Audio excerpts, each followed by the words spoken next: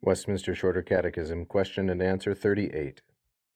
Quaestio 38. Quae tandem beneficia a Christo percipiunt fideles in resurrectione? Responsio.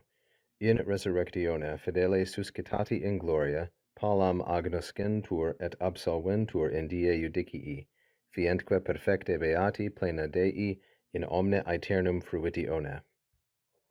The question begins with quae beneficia, what benefits, in the end, finally, at last, from Christ do the faithful receive, do believers, fideles, receive, in resurrectione, at the resurrection? The answer, then, at the resurrection, responsio, in the resurrection or at the resurrection, believers, the faithful, when they have been raised up in glory, suscitati in gloria, shall be openly acknowledged, palam agnoscentur, and shall be acquitted in die judicii, on the day of judgment. And they shall become, fient, perfectly blessed, in the full enjoyment, plena fruitione, in the full enjoyment of God, in omne aeternum, for all eternity.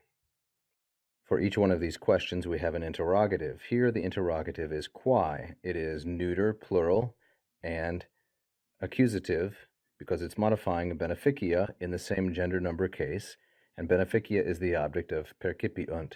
Percipiunt is a third conjugation verb, percipio, percipere, like so.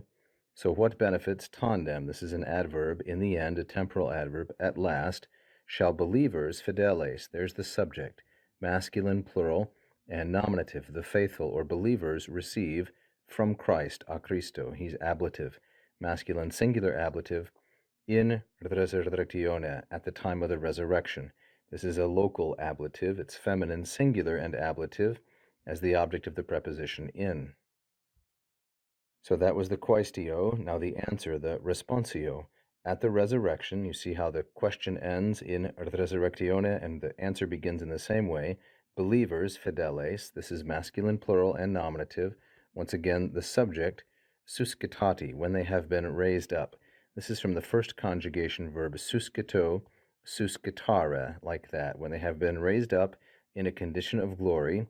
Palam, this is an adverb, openly, agnoscentur, they shall be acknowledged.